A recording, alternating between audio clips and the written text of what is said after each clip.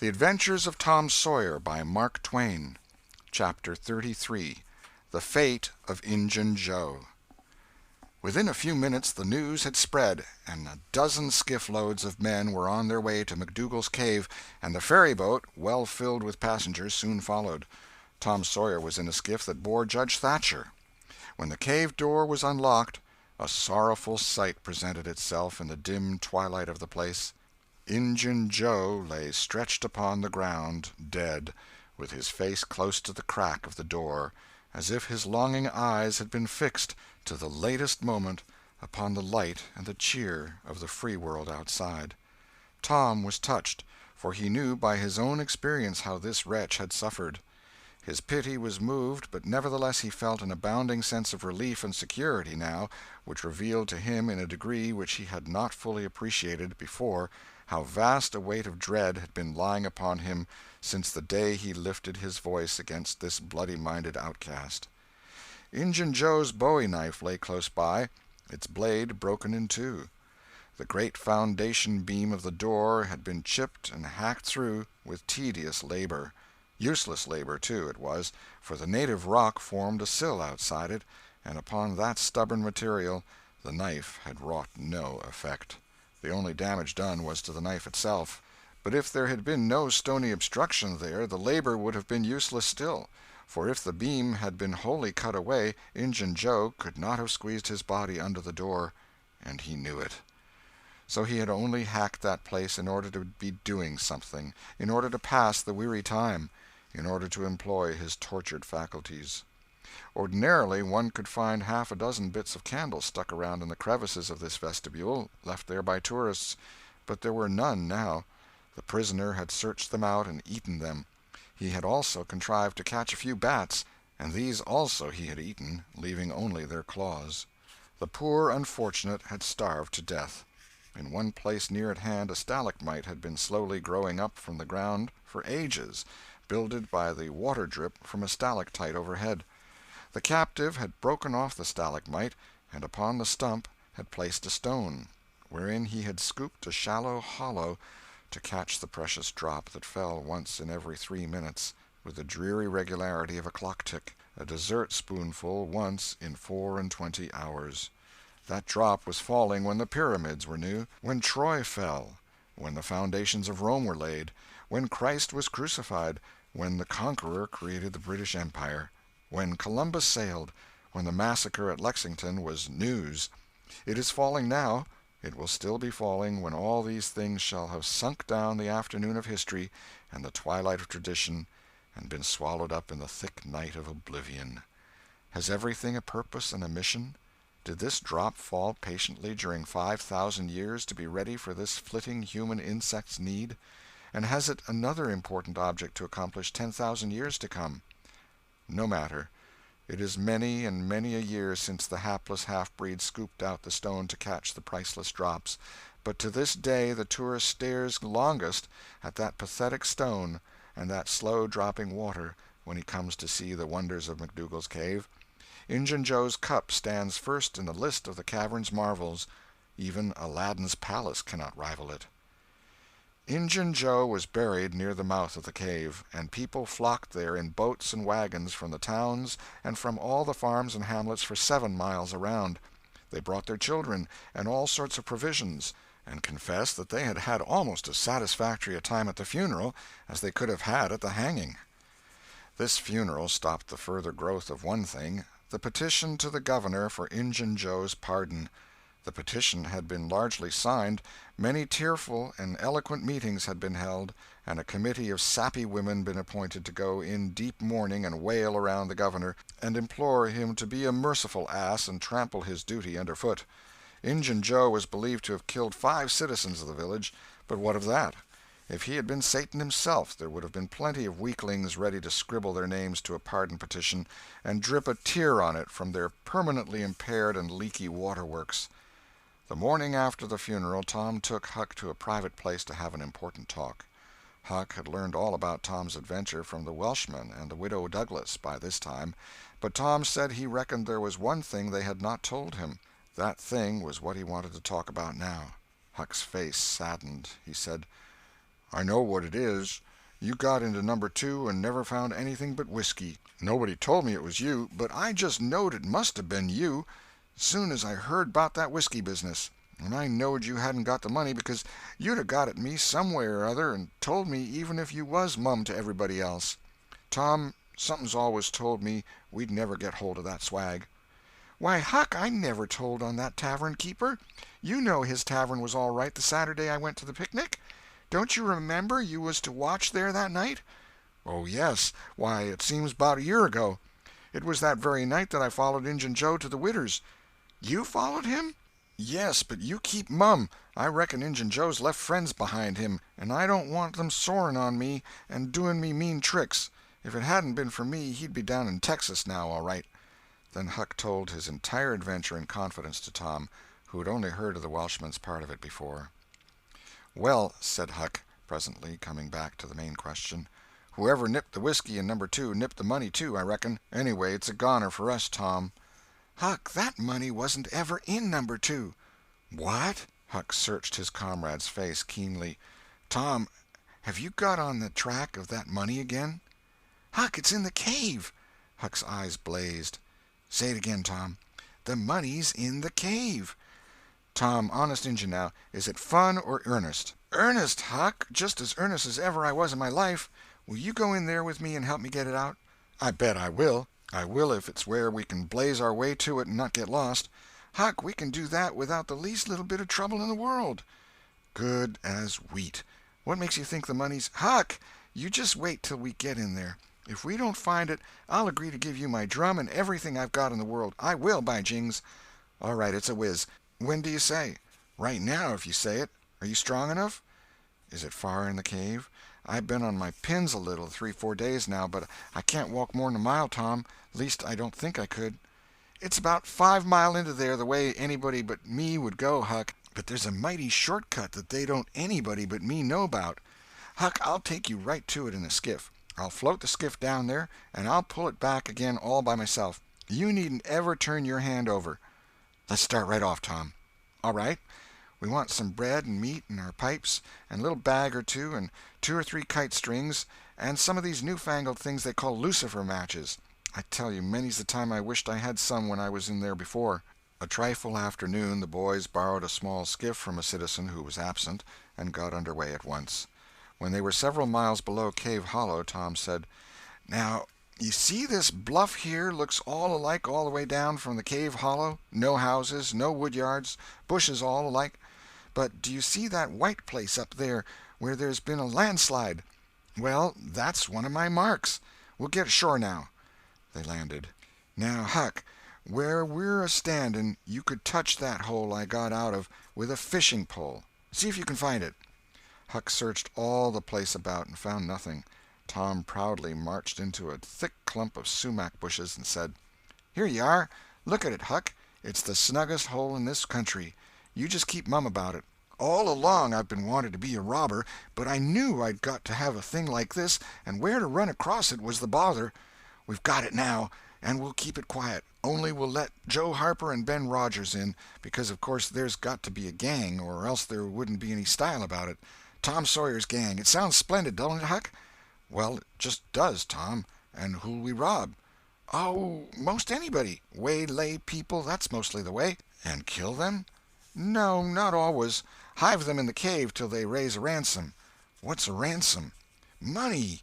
You make them raise all they can off'n their friends, and after you've kept them a year, if it ain't raised, then you kill them.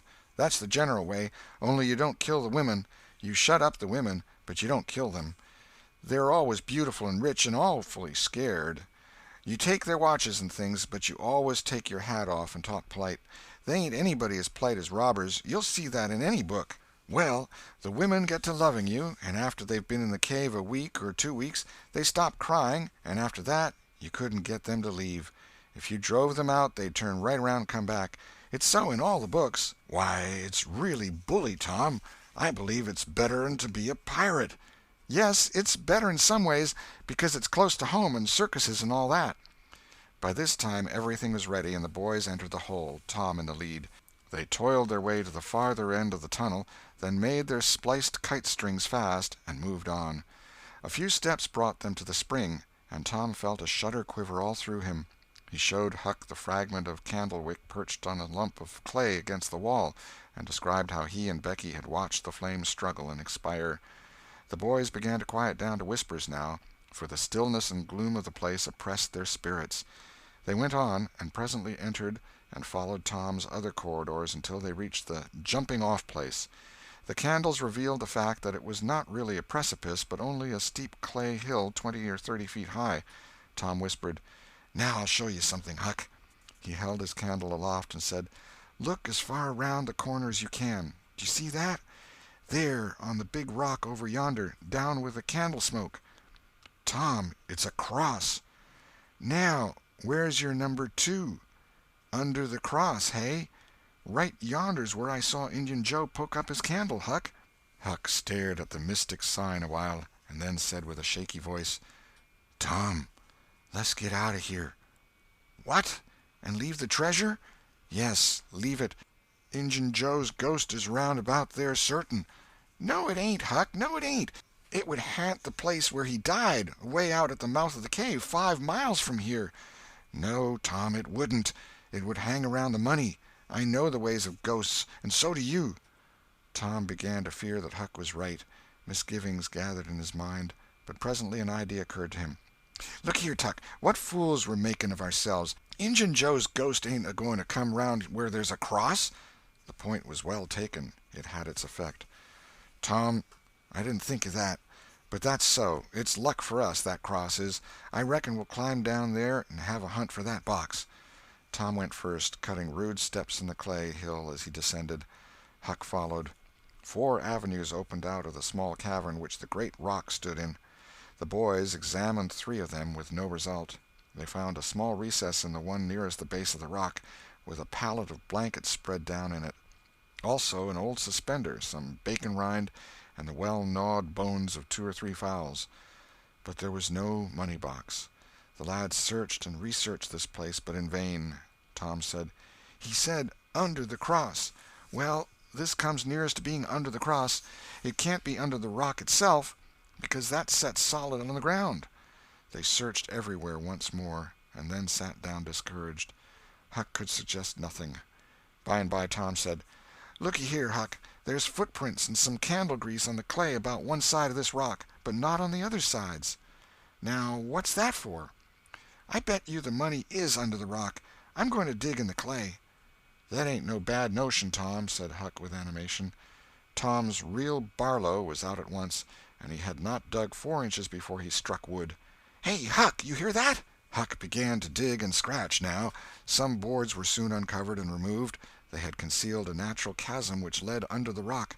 Tom got into this and held his candle as far under the rock as he could, but said he could not see to the end of the rift. He proposed to explore. He stooped and passed under. The narrow way descended gradually. He followed its winding course, first to the right and then to the left, Huck at his heels. Tom turned a short curve by and by and exclaimed, "My goodness, Huck, looky here!" It was the treasure box, sure enough, occupying a snug little cavern, along with an empty powder keg, a couple of guns in leather cases, 2 or 3 pairs of old moccasins, a leather belt, and some other rubbish well soaked with the water drip. "Got it at last," said Huck, plowing among the tarnished coins with his hands. "My, but we're rich, Tom." "Huck, I always reckoned we'd get it. It's just too good to believe, but we have got it, sure. Say, let's not fool around here. Let's snake it out. Let me see if we can lift the box." It weighed about 50 pounds. Tom could lift it after an awkward fashion, but could not carry it conveniently. "I thought so," he said. "They carried it like it was heavy, that day at the haunted house. I noticed that. I reckon I was right to think of fetching the little bags along." The money was soon in the bags, and the boys took it up to the cross rock. "Now let's fetch the guns and things," said Huck. "No, Huck, leave them there. They're just the tricks to have when you go to robbing. We'll keep them there all the time, and we'll hold our orgies there, too. It's an awful snug place for orgies." "What's orgies?" "I don't know, but robbers always have orgies, and of course we've got to have them, too. Come along, Huck. We've been in here a long time. It's getting late, I reckon. I'm hungry, too. We'll eat and smoke when we get to the skiff." They presently emerged into the clump of sumac bushes. looked warily about, found the coast clear, and were soon lunching and smoking in the skiff. As the sun dipped toward the horizon, they pushed out and got under way. Tom skimmed up the shore through the long twilight, chatting cheerily with Huck, and landed shortly after dark. "Now, Huck," said Tom, "we'll hide the money in the loft of the widow's woodshed, and I'll come up in the morning and we'll count it and divide it, and then we'll hunt up a place out in the woods for it where it will be safe. Just you lay quiet here and watch the stuff till I run up and hook Benny Taylor's little wagon. I won't be gone a minute." He disappeared, and presently returned with the wagon, put the 2 small sacks into it, threw some old rags on top of them, and started off, dragging his cargo behind him. When the boys reached the Welshman's house they stopped to rest. Just as they were about to move on, the Welshman stepped out and said, "Hello, who's that?" "Huck and Tom Sawyer." "Good. Come along with me, boys. You are keeping everybody waiting. Here, hurry up, trot ahead. I'll haul the wagon for you. Why, it's not as light as it might be. Got bricks in it? Or old metal?" "Old metal," said Tom. "I judge so. The boys in this town will take more trouble and fool away more time hunting up 6 bits worth of old iron to sell to the foundry than they would to make twice the money at regular work. But that's human nature. Hurry along, hurry along." The boys wanted to know what the hurry was about. "Never mind, you'll see when we get to the Widow Douglas's," Huck said with some apprehension, for he was long used to being falsely accused. "Mr. Jones, we haven't been doing nothing." The Welshman laughed. "Well, I don't know, Huck, my boy. I don't know about that. Ain't you and the widow good friends?" "Yes. Well, she's been good friends to me, anyways." "All right, then. What do you want to be afraid for?" This question was not entirely answered in Huck's slow mind before he found himself pushed, along with Tom, into Mrs. Douglas's drawing-room. Mr. Jones left the wagon near the door and followed. The place was grandly lighted, and everybody that was of any consequence in the village was there. The Thatchers were there, the Harpers, the Rogerses, Aunt Polly, Sid, Mary, the minister, the editor, and a great many more, and all dressed in their best. The widow received the boys as heartily as any one could well receive 2 such-looking beings. They were covered with clay and candle-grease. Aunt Polly blushed crimson with humiliation, and frowned and shook her head at Tom. Nobody suffered half as much as the 2 boys did, however. Mr. Jones said, "Tom wasn't at home yet, so I gave him up, but I stumbled on him and Huck right at my door, and so I just brought them along in a hurry." "And you did just right," said the widow. "Come with me, boys." She took them to a bedchamber and said, "Now wash and dress yourselves. Here are 2 new suits of clothes, shirts, socks, everything complete. They're Huck's. No thanks, Huck. Mr. Jones bought one and I the other, but they'll fit both of you. Get into them. We'll wait. Come down when you are slicked up enough." Then she left. End of Chapter 33. Chapter 34. Floods of Gold. Huck said, "Tom, we can slope if we can find a rope. The window ain't high from the ground." "Shucks, what do you want to slope for?" "Well, I ain't used to that kind of crowd. I can't stand it. I ain't going down there, Tom." "Oh, bother, it ain't anything. I don't mind it a bit. I'll take care of you." Sid appeared. "Tom," said he, "Auntie has been waiting for you all the afternoon. Mary got your Sunday clothes ready, and everybody's been fretting about you. Say, ain't this grease and clay on your clothes? Now, Mr. Siddy, you just tend to your own business. What's all this blowout about, anyway?" "It's one of the widow's parties that she's always having. This time it's for the Welshman and his sons, on account of that scrape they helped her out of the other night. And say, I can tell you something, if you want to know." "Well, what?" "Why, old Mr. Jones is going to try to spring something on the people here tonight, but I overheard him tell Auntie today about it, as a secret, but I reckon it's not much of a secret now. Everybody knows, the widder too, for all she tries to let on she don't. Mr. Jones was bound Huck should be here. Couldn't get along with his grand secret without Huck, you know." "Secret about what, Sid?" "About Huck tracking the robbers to the widow's. I reckon Mr. Jones was going to make a grand time over his surprise, but I bet you it will drop pretty flat." Sid chuckled in a very contented and satisfied way. "Sid, was it you that told?" "Oh, never mind who it was. Somebody told, that's enough. Sid, there's only one person in this town mean enough to do that, and that's you. If you'd been in Huck's place, you'd 'a' sneaked down the hill and never told anybody on the robbers. You can't do any but mean things, and you can't bear to see anybody praised for doing good ones. There, no thanks, as the widow says," and Tom cuffed Sid's ears and helped him to the door with several kicks. "Now go and tell Auntie if you dare, and tomorrow you'll catch it." Some minutes later the widow's guests were at the supper table, and a dozen children were propped up at little side tables in the same room, after the fashion of that country and that day. At the proper time Mr. Jones made his little speech, in which he thanked the widow for the honor she was doing himself and his sons, but said that there was another person whose modesty, and so forth and so on. He sprung his secret about Huck's share in the adventure in the finest dramatic manner he was master of, but the surprise it occasioned was largely counterfeit, and not as clamorous and effusive as it might have been under happier circumstances. However, the widow made a pretty fair show of astonishment, and heaped so many compliments and so much gratitude upon Huck that he almost forgot the nearly intolerable discomfort of his new clothes in the entirely intolerable discomfort of being set up as a target for everybody's gaze and everybody's laudations. The widow said she meant to give Huck a home under her roof and have him educated, and that when she could spare the money she would start him in business in a modest way. Tom's chance was come. He said, "Huck don't need it. Huck's rich." Nothing but a heavy strain upon the good manners of the company kept back the due and proper complimentary laugh at this pleasant joke, but the silence was a little awkward. Tom broke it. "Huck's got money. Maybe you don't believe it, but he's got lots of it. Oh, you needn't smile. I reckon I can show you. You just wait a minute." Tom ran out of doors.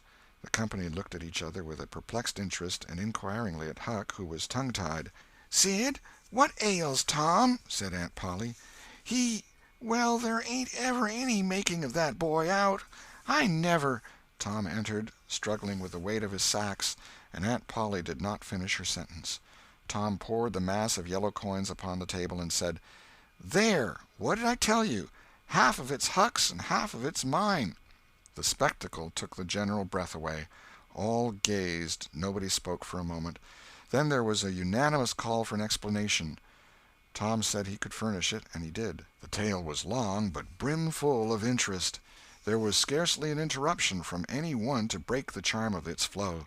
When he had finished, Mr. Jones said, "I thought I had fixed up a little surprise for this occasion, but it don't amount to anything now. This one makes it sing mighty small, I'm willing to allow." The money was counted. The sum amounted to a little over $12,000. It was more than anyone present had ever seen at one time before, though several persons were there who were worth considerably more than that in property. End of Chapter 34. Chapter 35. Respectable Huck Joins the Gang. The reader may rest satisfied that Tom's and Huck's windfall made a mighty stir in the poor little village of St. Petersburg.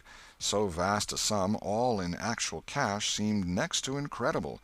It was talked about, gloated over, glorified, until the reason of many of the citizens tottered under the strain of the unhealthy excitement. Every haunted house in St. Petersburg and the neighboring villages was dissected, plank by plank, and its foundations dug up and ransacked for hidden treasure, and not by boys, but men, pretty grave, unromantic men, too, some of them. Wherever Tom and Huck appeared they were courted, admired, stared at. The boys were not able to remember that their remarks had possessed weight before, but now their sayings were treasured and repeated. Everything they did seemed somehow to be regarded as remarkable. They had evidently lost the power of doing and saying commonplace things.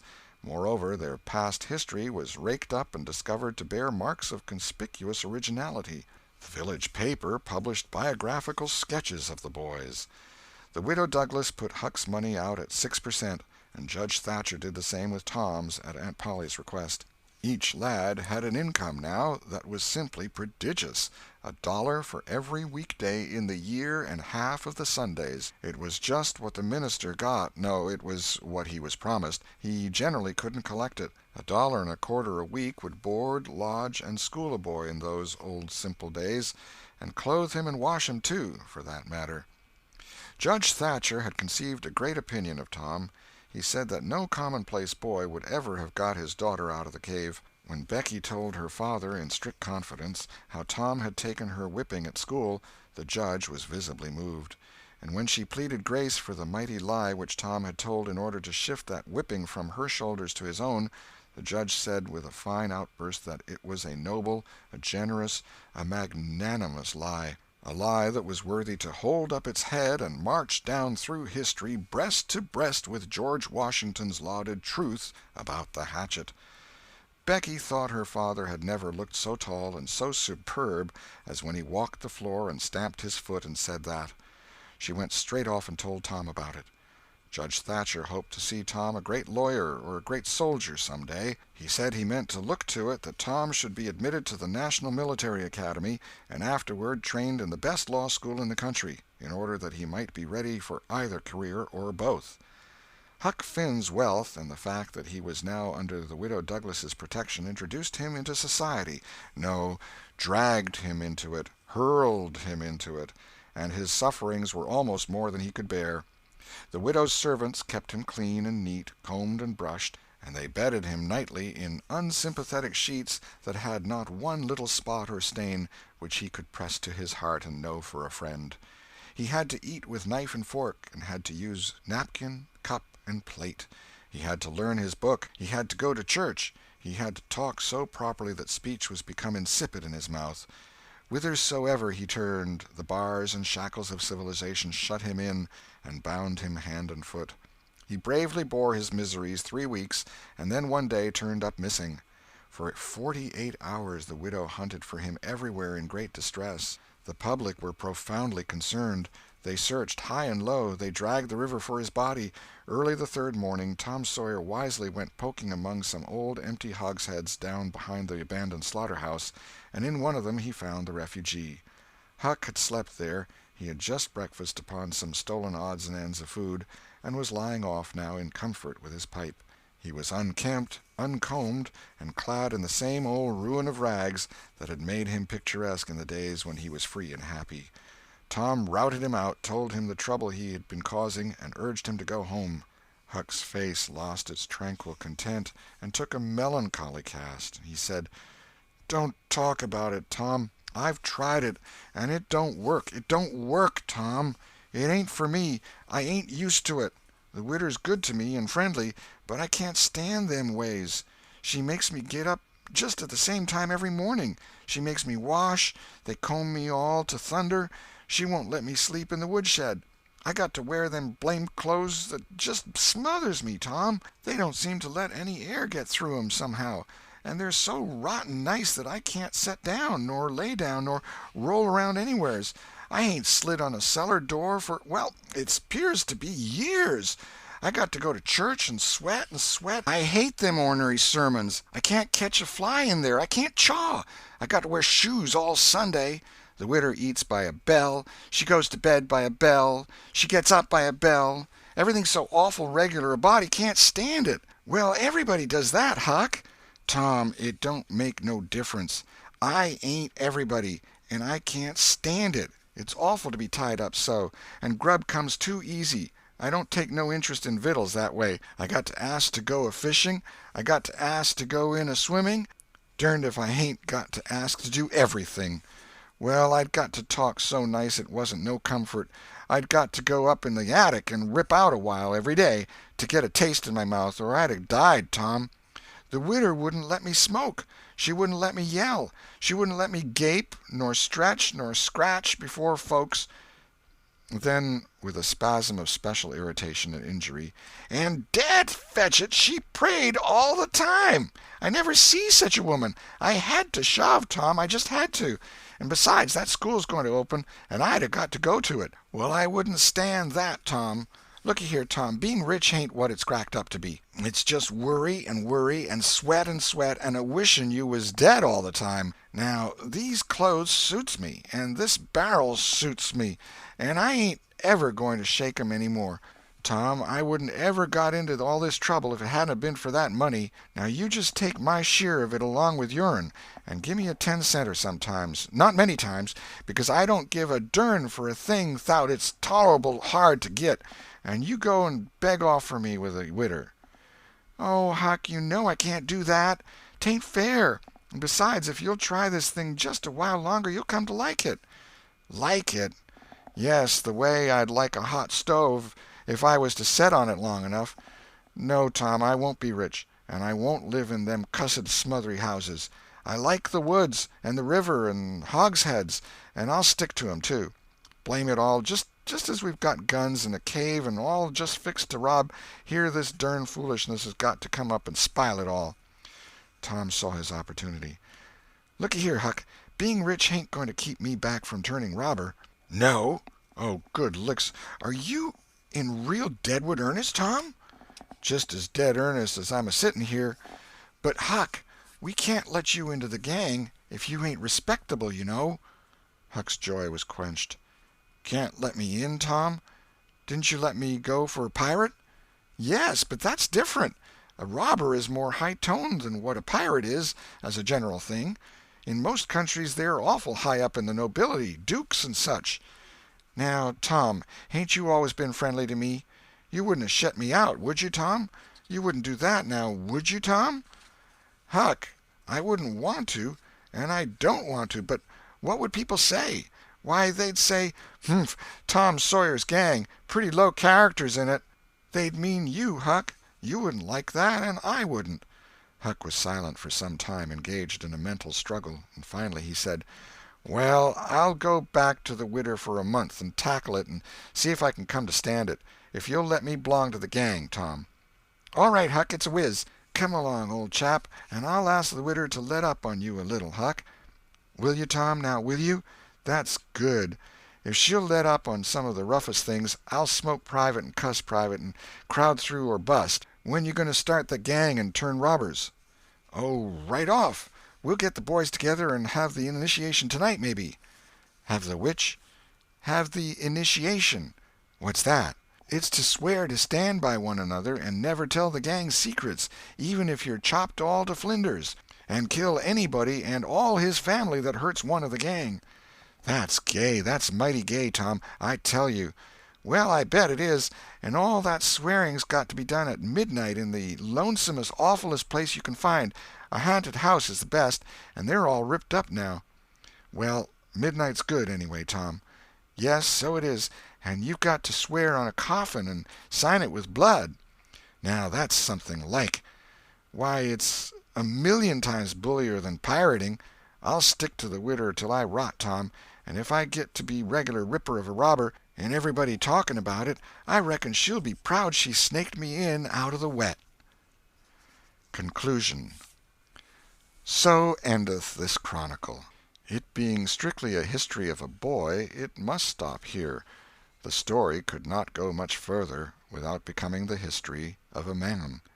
When one writes a novel about grown people, he knows exactly where to stop, that is, with a marriage. But when he writes of juveniles, he must stop where he best can. Most of the characters that perform in this book still live, and are prosperous and happy. Some day it may seem worth while to take up the story of the younger ones again, and see what sort of men and women they turned out to be. Therefore it will be wisest not to reveal any of that part of their lives at present. The End. This is the end of The Adventures of Tom Sawyer by Mark Twain.